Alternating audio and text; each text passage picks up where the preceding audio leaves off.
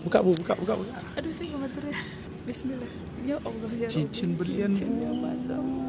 Sedih banget. Kenapa? Lebih 3 juta. Makan di mana? Tempatnya berdekatan je, di sini aja. Kalau ibu dengan bapak sudi. Beneran gitu? Ya benar. Saya bisa.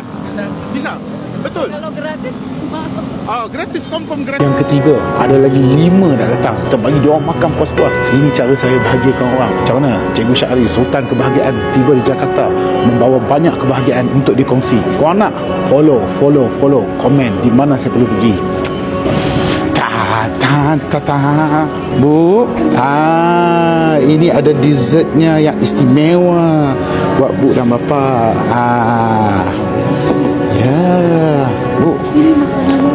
Makanan dia yang enak dan yang paling pentingnya saya ada sedikit rezeki ingin bagi sama ibu. Bukalah. Surprise. Buka Bu. Aduh, saya gemeter. Apa di dalamnya? Bismillah. Ya Allah, ya Cincin berlian, Bu. ya masam. Ibu dapat cincin berlian hari ini. Allah. Apa lagi sarungkan ke ibu bapa. Mama jaga aku cinta. Gitu. Cantiknya Bu. Ini beneran. Benar. Ini benar. Ini hadiah saya, rezeki saya kepada Bu.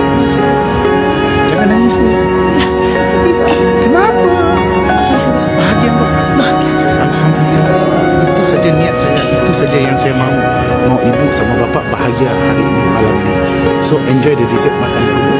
Saya diberikan begitu istimewa di sini. Ya, betul. Ini layanan yang ibu layak dapat. Sedih, saya sedih. Sabar Bu. Terima kasih. Tahu. Ya Allah. Jaga Bu. Saya nggak bisa ngomong apa-apa lagi. Faham. It's okay. Saya nggak bisa. Bu, bapak makan dahulu bercuci mulut. Saya selesaikan segala bil. Benar. Benar. Benar buat saya. Kalau ibu tak mahu, bagi saya aja. Terima kasih. Sama-sama Bu. Sama-sama. Allah. Amin. Panjang rezekinya semakin berlimpah ganda ya Allah. Amin. Terima kasih Bu. Terima kasih banyak. Iya.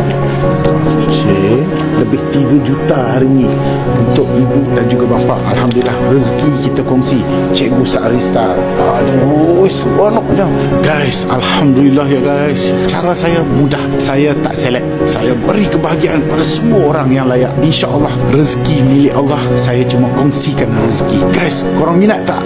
Nak tak? Korang jangan lupa tau. Follow saya. Follow TikTok. Jadi follower saya. Bukannya saya minta korang follow baru kita nak bagi. Tak, saya tak select. Saya bagi segala-galanya buat teman-teman saya di Indonesia, keluarga saya. Ini adalah hadiah sebahagian kecil. Hadiah saya kepada korang. Sultan Kebahagiaan sudah tiba di bumi Nusantara. Pasti bahagia seluruh Indonesia. Jaga Bu. Mahal tu.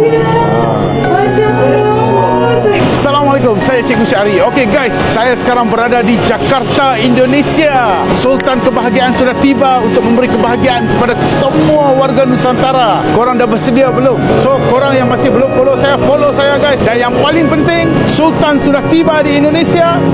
Follow. Siapa yang bertuah? Berlian guys. Okey? Kita jumpa.